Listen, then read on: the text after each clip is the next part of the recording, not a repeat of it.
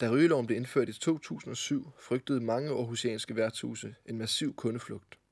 Effekten af loven har imidlertid vist sig at være det modsatte. Både små værtshuse, hvor der må ryges, og større røgfri værtshuse har klaret sig mindst lige så godt som før loven blev indført. Den er blevet tændt tusindvis af gange og har været ølens faste følgesven i årtier. De fleste regnede med, at røgen ville forsvinde totalt fra gadebilledet. Men her på Hjorten i Aarhus Midtby barber gæsterne lystigt videre på piberne. Ifølge rygeloven fra 2007 er det nemlig fortsat tilladt at ryge på beværtninger, der er mindre end 40 kvadratmeter. Det giver en anden stemning at ryge. Jeg ryger også cigaretter indimellem. Og det har noget at gøre med... Det er jo den del af det, vi kalder livskvaliteten. Men Axel skal måske kigge langt efter askebærerne på Hjorten i fremtiden. For i øjeblikket tages rygeloven nemlig op til revision i regeringen. Konsekvensen kan være et totalt rygeforbud. Så vil det ikke på samme måde være et sted, hvor man kunne slappe af og være sig selv.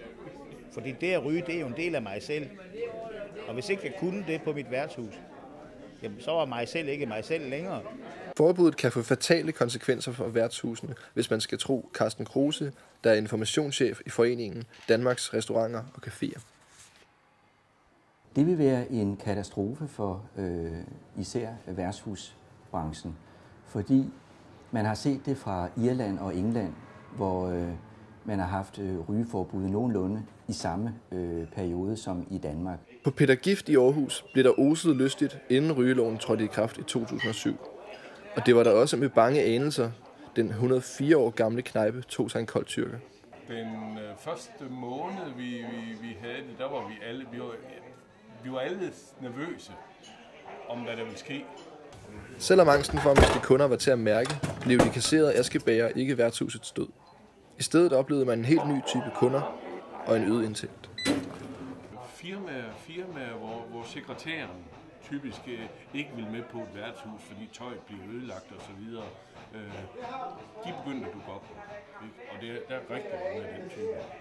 De kunder, som ikke længere kommer på røgfri steder som Peter Gift, hænger altså stadig på de mindre værtshuse. Deres skæbne hænger, ifølge Carsten Kruse, i en tynd tråd, hvis regeringen indfører totalt rygeforbud. Der vil lukke den ene efter den anden, og til sidst så vil værtshuskulturen simpelthen uddø i Danmark. Og det tror jeg, mange vil synes var en trist ting.